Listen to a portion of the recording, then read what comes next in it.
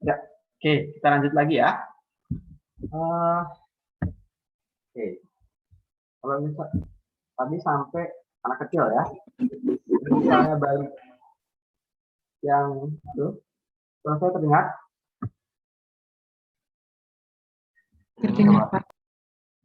Oke. Ya, jadi salah satu contohnya adalah paracetamol ya, yang diberikan secara suppositoria. Misalnya pada balita yang sulit ya, kalau misalkan dia disuruh menelan, kemudian untuk menangani demam ya, demam pada bayi itu bisa menyebabkan kejang ya. Salah satunya makanya bisa kita berikan paracetamol ya, dalam bentuk dalam bentuk suppositoria untuk mendapatkan efek yang lebih cepat dibandingkan dikasih dalam bentuk sediaan oral ya. Ada kan yang tetes oral, jadi paracetamol itu ada yang dalam bentuk sirup ya. Kemudian ada yang dalam bentuk tetes oral, tapi untuk mendapatkan efek yang cepat biasanya untuk anak kecil ya, itu kita berikan paracetamol dalam bentuk suppositoria untuk mendapatkan efek yang lebih cepat. Jadi efeknya lebih cepat malah dibandingkan dengan sediaan yang diberikan lewat rute oral, rute rektal. Lebih cepat.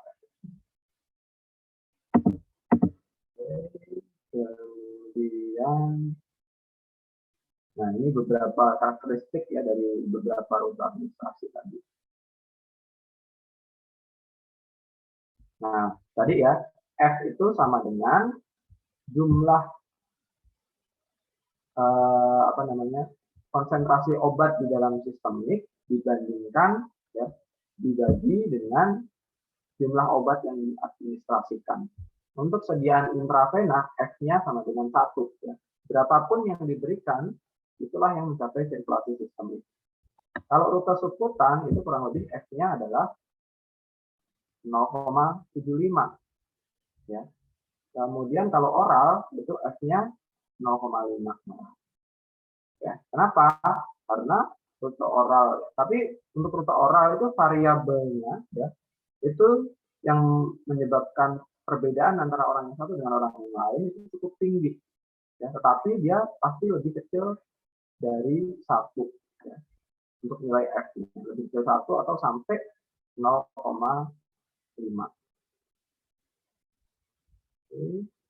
Kemudian lagi ya.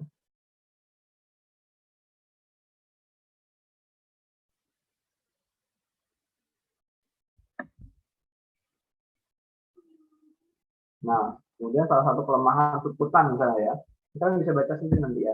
Salah satu kelemahan subkutan itu tidak bisa digunakan untuk sediaan yang membutuhkan volume yang besar.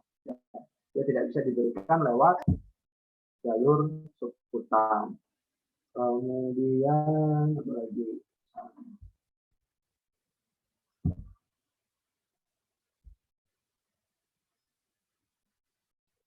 Oke,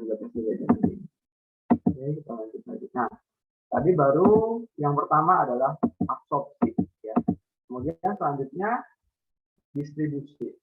Setelah obat diabsorpsi, ya, obat akan didistribusikan tubuh melalui aliran darah.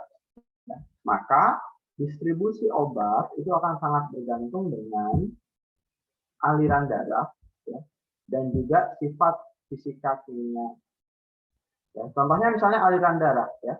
Obat yang ditujukan ya, untuk bekerja di kuku ya. Misalnya salah satu penyakit ya, itu ada jamur ya yang menyerang bagian kuku seseorang. Ya. Jamur yang menyerang bagian kuku seseorang. Padahal ya, kuku itu tidak dialiri darah atau sangat terbatas ya aliran darah ke area kuku. Artinya ketika kita memberikan obat ya, secara sistemik yang sampai di targetnya, ya, itu akan sangat sedikit ya, akan didistribusikan dalam jumlah sangat sedikit karena di sana sangat terbatas aliran darahnya. Ya. Makanya untuk mendapatkan efeknya itu membutuhkan jangka waktu pengobatan yang panjang. Ya. Kemudian juga bergantung dengan sifat fisiokimia dari obatnya itu sendiri. Kemudian kalau ini nah, distribusi obat ya itu dibagi menjadi dua ya berdasarkan fase penyebarannya. Di mana fase pertama ya itu adalah ketika obat ya didistribusikan ke organ yang perfusinya sangat baik.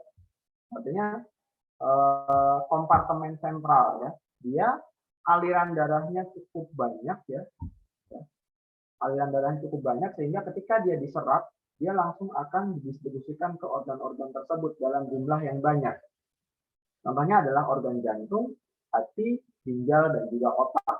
Dan ini adalah distribusi fase pertama.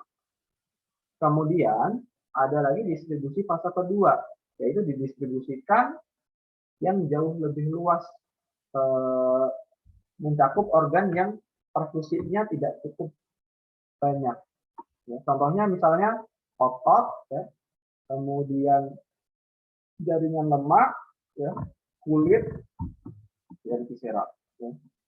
Itu adalah yang fase kedua, ya, untuk organ-organ yang perfusinya kurang baik ya, dibandingkan dengan yang fase pertama, yaitu organ jantung, hati, ginjal, dan juga otak. Itu berdasarkan fase penyebarannya. Nah, kemudian ya, dalam proses distribusi obat ada yang disebut sebagai volume distribusi.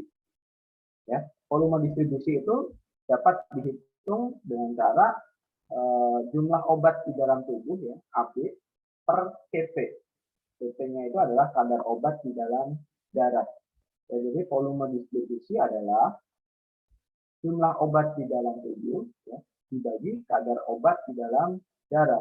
Karena sebagian kan sudah didistribusikan. Ya, makanya volume distribusinya itu cara menghitungnya adalah jumlah obat di dalam badan ya, yang diabsorpsi ataupun yang diinjeksikan secara intravena ya, dibagi dengan kadar obat yang ada di dalam darah.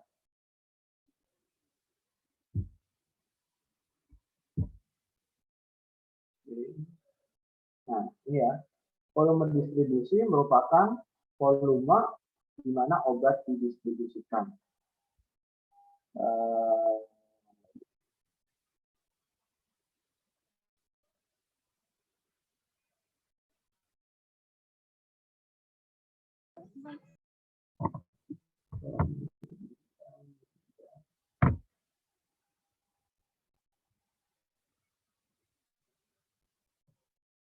Nah, ini ya contoh volume distribusi obat tadi adalah jumlah obat yang ada di dalam tubuh. Ya, gimana? Halo.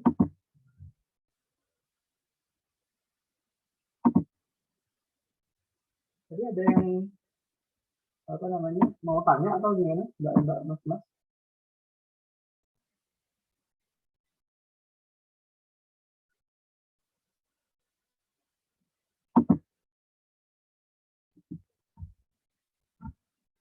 Halo. Suara saya terdengar? Kita lanjut lagi ya, ini sudah mau habis soalnya waktunya. Ya, jadi ada beberapa obat ya yang punya nilai TG besar dan ada beberapa obat yang punya volume distribusi yang kecil. Ya, contohnya misalnya obat yang pertama ya, ini gambar yang pertama.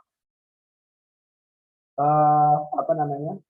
Ketika obat ya, di dalam kompartemen vaskular ya, atau sirkulasi sistemik, ya, contohnya misalnya ini ya, ini adalah obat yang dari 20 unit ya, dalam yang kita konsumsi ya, jumlah obat di dalam tubuhnya 20 ya, tetapi 18-nya itu berada dalam bentuk kompartemen ekstravaskular ya. Dia berada di jaringan. Sedangkan yang ada di dalam sirkulasi sistemiknya cuma 2 unit. Ya. Artinya nilai VD-nya adalah 10. Ya. Tetapi sangat berbeda atau sangat kontras dengan yang obat nomor 2. Ya. Obat yang nomor 2, ini volume distribusinya cuma 1,1. Ya. Ketika dia diberikan, ya, sebanyak 18 unitnya, dia berada dalam kompartemen vaskular, ya, atau dalam pembuluh darah, sirkulasi sistemik. Tetapi yang berada di dalam jaringan, di dalam kompartemen ekstravaskular, itu cuma 2 unit. Ya. Volume distribusinya cuma 1,1. Tapi ada yang ini ya, ada yang sangat jauh ya perbedaannya. Ada 200 unit obat ya, yang berada dalam kompartemen sistemiknya cuma 2 unit.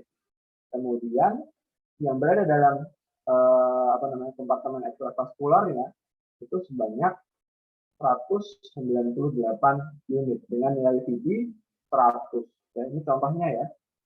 VD kloroquinolone itu sebanyak 15.000 liter.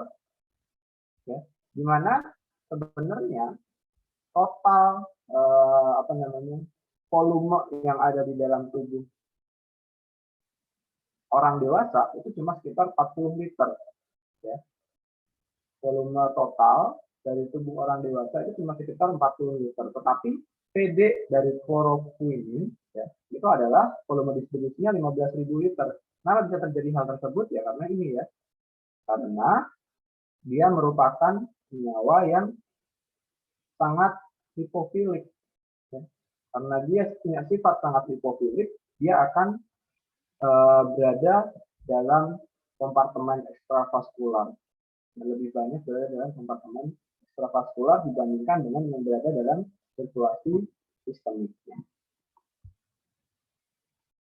Oke, nah, kemudian kadar obat di dalam plasma ya, atau di dalam sirkulasi sistemik itu juga sangat berhubungan dengan protein darah. Ya. Kadar obat bebas, ya, kadar obat dalam bentuk bebas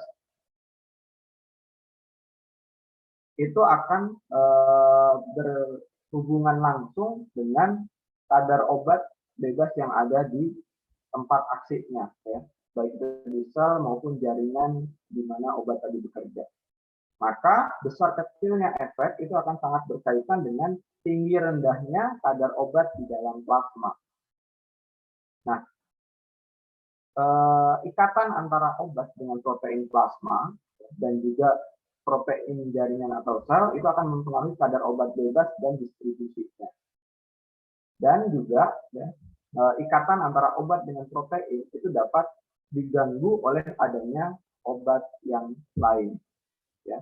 Jadi nanti ada yang disebut sebagai obat dengan indeks terapi sempit dan ada obat dengan indeks terapi yang lebar. Ya. Karena nanti akan dijelaskan lebih lanjut. Ya. Biar kalian lihat dulu. Oke, nah ini ya faktor yang mempengaruhi distribusi obat. Yang pertama adalah cardiac output. Ya. Artinya cardiac output itu adalah volume ya, yang dikeluarkan dalam satu kali pompa jantung. Ketika jantung memompa dari diri kirinya, kemudian berapa output yang dihasilkan. Ya, maka dia akan mempengaruhi laju aliran darah. Itu juga mempengaruhi distribusi. Kemudian aliran darah regional, ya, aliran darah di jaringan tertentu. Ya, contohnya misalnya ini ya, aliran darah di hati ya, dengan di ginjal lebih besar di hati. Kemudian aliran darah ini selanjutnya ya, aliran darah di otot dan otak ini juga akan mempengaruhi distribusinya. Kemudian permeabilitas kapiler, ya, di mana aliran darah di dalam tubuh kita itu juga dibatasi oleh beberapa barrier. Ya. Aliran darah di dalam tubuh kita itu dibatasi oleh beberapa barrier atau penghalang. Ya. Contohnya adalah blood-brain barrier atau sawar darah otak. Ya. Di mana sawar darah otak itu membatasi senyawa-senyawa untuk dapat menuju ke otak. Ya. Jadi tidak semua senyawa yang ada di dalam aliran darah kita itu dihantarkan ke otak, tetapi hanya senyawa-senyawa yang cukup lipofilik ya, yang bisa sampai ke organ otak kita karena adanya blood brain barrier. Atau ada juga ya barrier lain ya, contohnya misalnya barrier plasenta ya. Jadi ada beberapa obat yang dia didistribusikan melalui tawar ari atau plasenta. Itu bisa sampai ke anak yang dikandung oleh ibu yang sedang hamil. Makanya pasti penggunaan obat yang digunakan oleh ibu hamil itu akan sangat dibatasi karena bisa mempengaruhi kondisi bayinya. Ya. Bisa didistribusikan juga sampai ke bayinya. Dan tidak semua, ya, tidak semua. Tetapi ada juga barrier lain ya, barrier beberapa obat itu mampu diekspresikan ya, mampu didistribusikan juga lewat air susu ya. Ada beberapa obat yang ketika ibu yang sedang menyusui mengkonsumsi obat tadi, obatnya bisa dikeluarkan bersamaan dengan air susu sehingga bayi yang mengkonsumsi susu ibu hamil susu ibu yang sedang menyusui itu juga mengkonsumsi obat yang digunakan oleh ibunya.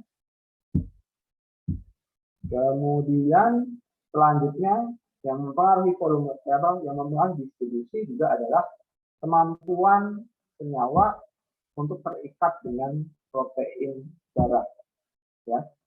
Terikat dengan protein darah. Contohnya misalnya ini ya, kemampuan obat untuk terikat dengan albumin ya. Itu juga akan mempengaruhi mempengaruhi proses distribusi obatnya. Kemudian selanjutnya ikatan dengan jaringan ya. Kemampuan untuk terikat dengan jaringan itu juga akan mempengaruhi distribusinya. Contohnya misalnya tetrasiklin. Tetrasiklin itu mampu terabsorpsi ke tulang ya, mampu terabsorpsi ke tulang. Kemudian untuk senyawa-senyawa yang punya sifat lipofil ya, maka dia akan terdistribusi dalam jumlah yang cukup banyak dalam jaringan adiposa ya, atau jaringan lemak. Itu adalah beberapa faktor yang mempengaruhi distribusi dari obat. Cardiac output, regional blood flow, kapilari permeabilitas, ya, permeabilitas kapiler, ikatan dengan protein, dan juga kemampuan terikat dengan jaringan. Kemudian, ini udah mau habis ya waktunya ya. Oke, kemudian selanjutnya, kita lanjut ya, metabolisme atau biotransformasi obat. Metabolisme itu merupakan perubahan struktur kimia obat dalam tubuh ya, yang dikatalisis atau dibantu oleh enzim. Dan enzim-enzimnya ini sebagian besar berada pada organ hati ya. Metabolisme fenobiotik ya, itu umumnya adalah organ hati. Nah, dalam proses metabolisme ini, senyawa obat atau molekul obat dirubah menjadi memiliki sifat yang lebih polar, sehingga dia lebih mudah larut di dalam air dan kurang larut di dalam lemak, sehingga akan mudah untuk diekspresikan oleh organ ekspresi, yaitu organ ginjal. Nah, obat itu mampu dimetabolisme menjadi dua bentuk ya sebenarnya ya. Jadi obat yang dimetabolisme itu nasibnya bisa menjadi dua ya, bisa menjadi bentuk aktif ya, menjadi metabolit yang aktif, atau setelah dimetabolisme justru menjadi senyawa yang tidak aktif. Jadi salah satu contohnya adalah adanya yang disebut sebagai prodrug ya. Prodrug itu adalah senyawa ya, yang diberikan dalam bentuk tidak aktif, ketika dia melalui proses metabolisme baru berubah menjadi metabolit yang lebih aktif. Tetapi biasanya ya, ketika senyawa di metabolisme, ya, ketika senyawa senobiotik itu di metabolisme, biasanya dia berubah menjadi molekul yang lebih polar dan lebih tidak aktif. Ya, secara umum seperti itu. Tapi khusus untuk prodrug, ketika dia di metabolisme pertama kali, dia akan berubah menjadi bentuk aktifnya. Kemudian ketika metabolisme lanjutan, baru dia menjadi yang lebih polar dan diekspresikan melalui ginjal.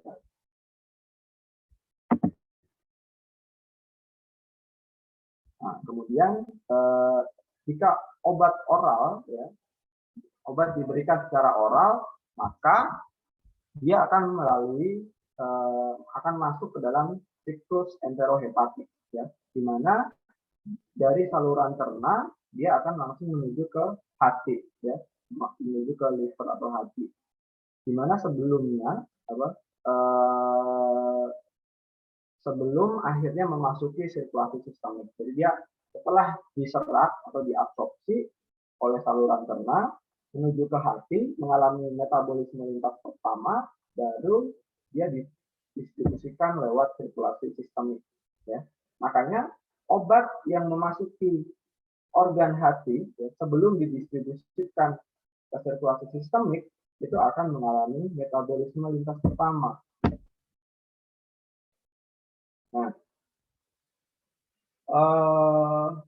Nah, ini tadi ya, yang prodrug ya. Prodrug itu diberikan dalam bentuk tidak aktif, setelah dimetabolisme menjadi metabolit yang lebih aktif. Contohnya adalah aspirin. Ya. Aspirin ketika dimetabolisme menjadi asam salisilat. Kemudian fenobarbitat ketika dimetabolisme menjadi asam fenobarbitat. Levodopa ketika dia dimetabolisme menjadi dopamin. Produk-produknya ini justru lebih aktif dibandingkan senyawa awal yang diberikan. Makanya dia disebut sebagai prodrug. Ketika diberikan, dia dalam kondisi yang tidak aktif.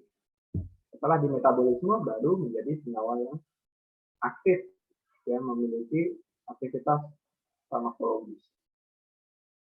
Nah, sebenarnya secara prinsip proses metabolisme itu adalah proses perubahan senyawa obat menjadi lebih hidrofilik sehingga lebih mudah dieliminasi atau diekspresikan melalui ginjal. Ya. Organ hati merupakan organ utama, ya, yang berfungsi untuk memetabolisme obat, di mana metabolisme itu terjadi melalui dua fase, ya, dua fase metabolisme. Ada metabolisme lintas metabolisme tahap 1 dan metabolisme tahap 2. Metabolisme tahap 1 itu terjadi proses oksidasi, ya, oleh isoenzim sitokrom P450, di mana di sana terjadi proses reduksi dan hidrolisis. Kemudian setelah mengalami metabolisme fase 1, terjadi metabolisme fase 2, ya. Kalau misalnya dia belum cukup hidrofilik, ya, belum cukup bisa diekspresikan, maka dia akan mengalami metabolisme lanjutan, metabolisme tahap 2, di mana di sana terjadi konjugasi, ya, oleh glukuronid asetil, yang glutathione. Kemudian ya, dia akan mengalami metabolisme tahap 2, reaksi konjugasi.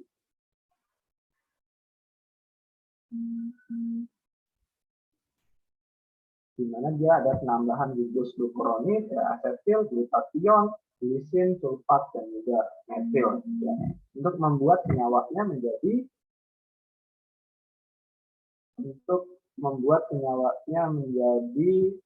lebih polar dan lebih mudah diekspresikan.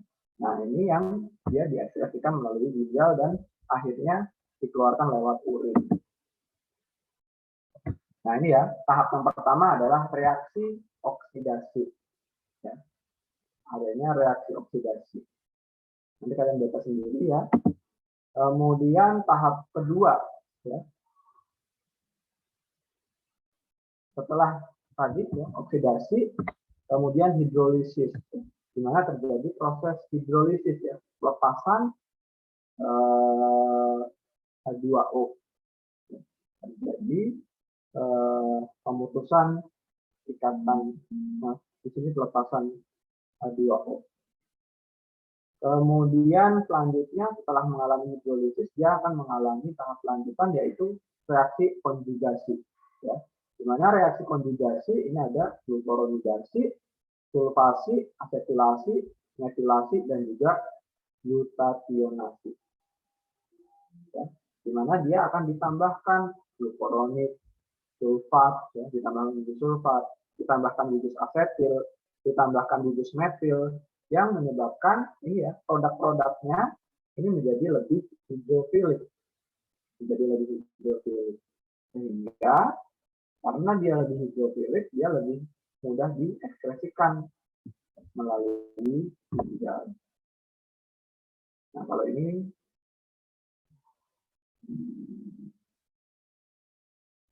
yang tadi ya, yang proses metabolisme yang sudah dijelaskan. Definisinya, metabolisme obat oleh hati sebelum obat memasuki sirkulasi sistemik.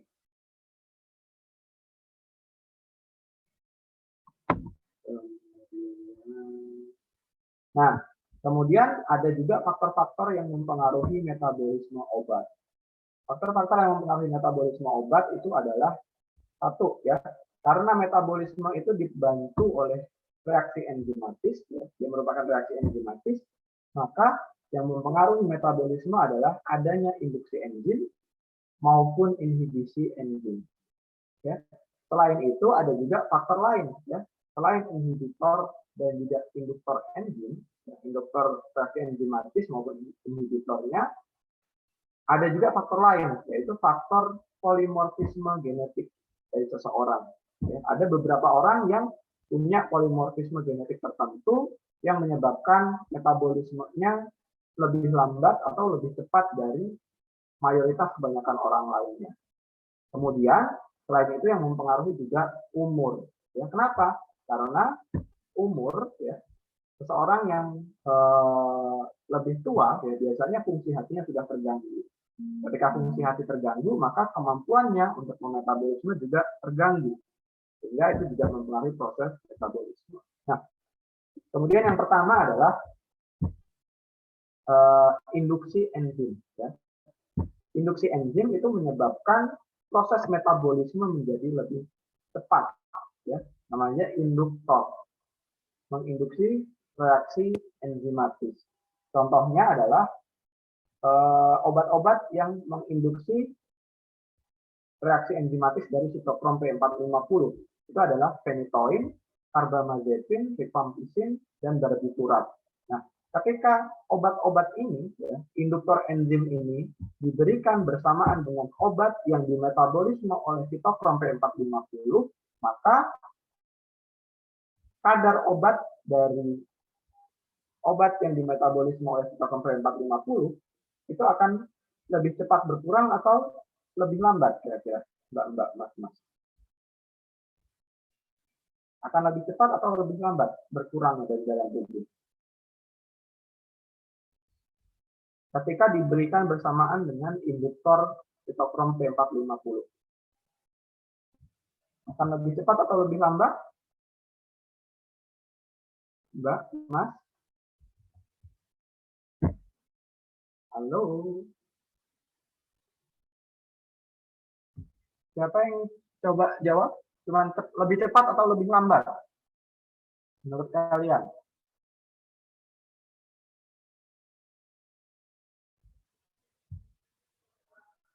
Jadi ada obat ya dimetabolisme oleh sitokrom P450, diberikan bersamaan dengan induktor enzim P450. Ya. Maka kadar obatnya lebih cepat berkurang atau lebih lambat berkurangnya ketika diberikan bersamaan dengan induktor enzim. Lebih lambat berkurang, Pak. Oke, terima kasih jawabannya. Tapi jawabannya masih salah ya. Lebih cepat berkurangnya. Kenapa? Karena enzimnya diinduksi. Reaksi enzimatisnya justru dipercepat. proses metabolisme dari obat tadi, ya, obat yang dimetabolisme oleh sitokrom P450, proses metabolismenya akan lebih cepat. Berarti obatnya akan lebih cepat bersifat polar, ya, akan lebih cepat diekskresikan dari dalam tubuh. Berarti kadar obat, ya, yang diberikan bersamaan dengan induktor enzim itu justru akan lebih cepat berkurang. Ya. Maka biasanya, ya, kalau misalkan memang terpaksa harus diberikan bersamaan, maka regimen dosisnya, frekuensi pemberiannya itu juga harus diatur supaya kadar kadar obat di dalam plasmanya itu masih tetap berada dalam range kadar efektif atau kadar terapeutik, ya.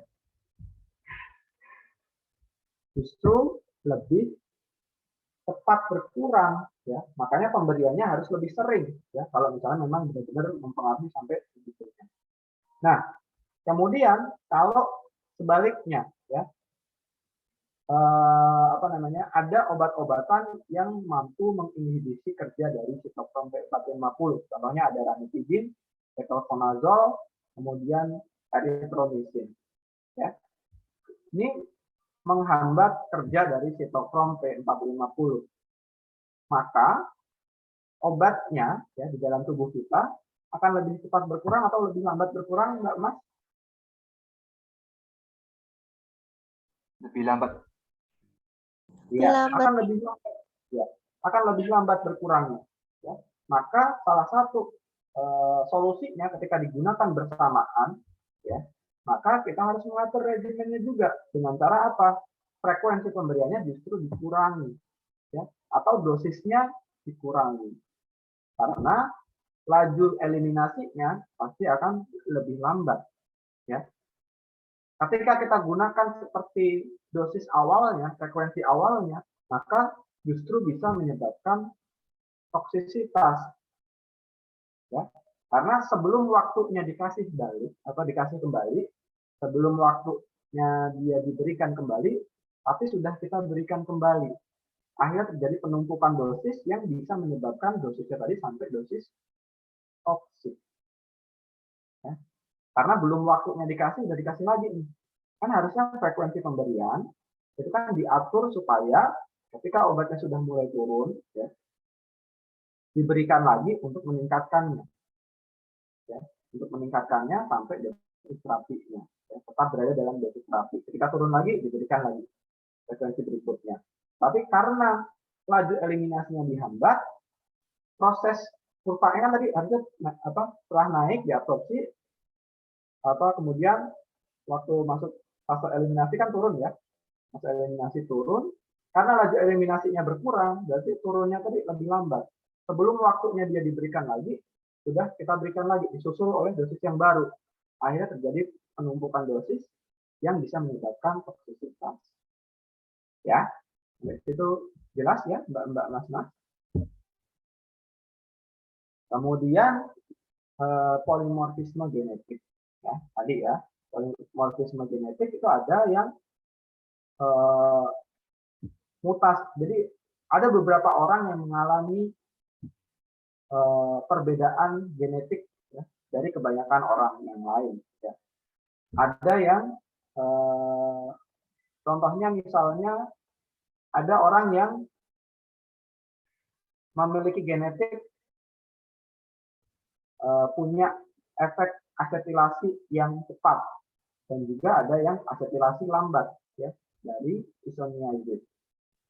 Untuk orang yang asetilasi cepat, ya, maka proses metabolisme dari obat isoniazid dia akan lebih cepat. Tetapi untuk orang-orang lain, ya, yang termasuk dalam golongan asetilasi lambat, dia justru metabolismenya akan lebih lambat untuk metabolisme isoniazid.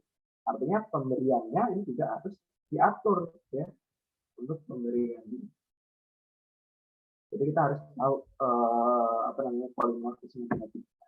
Dia masuk dalam golongan apa? Biasanya itu salah satunya adalah faktor ras, ya, yang mempengaruhi. Kemudian selain faktor ras juga ada polimorfisme akibat adanya mutasi tertentu, ya. Bukan cuma contoh pada ras-ras tertentu, misalnya rasnya kan ada ras Kaukasia, ya, dan lain sebagainya. Itu juga bisa mempengaruhi ini ya, genetik polimorfisme. Kemudian kalau umur tadi adalah berhubungan dengan fungsi organ yang metabolismenya sudah mulai terganggu, sehingga laju metabolisme juga akan berubah. Nah, kemudian selanjutnya adalah tahap ekspresi, ya, atau proses pengeluaran obat dari dalam tubuh. Ya. Nah, ini ya, organ-organ yang mengekspresi itu adalah ginjal, ya, utamanya terjadi di ginjal, produknya adalah urin.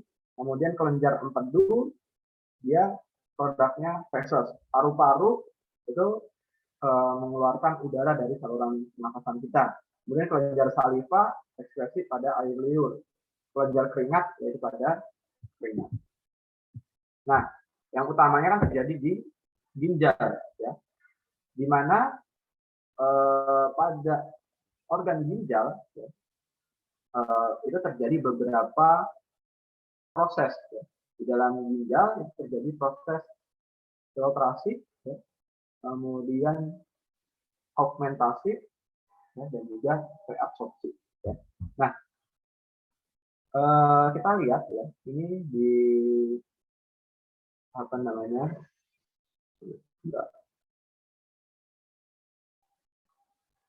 Nah, ini ya, hanya obat yang berada dalam bentuk bebas, ya, yang dapat difiltrasi oleh glomerulus. Ya. Jadi glomerulus ini adalah bagian dari ginjal, ya, yang berfungsi untuk menfiltrasi. Hanya obat dalam kondisi bebas yang bisa terfiltrasi. Ya, kalau masih terikat dengan protein plasma itu belum bisa. Kemudian pH urin umumnya 4,5 sampai 8. Ketika pH urin asam, ya, kemudian obatnya adalah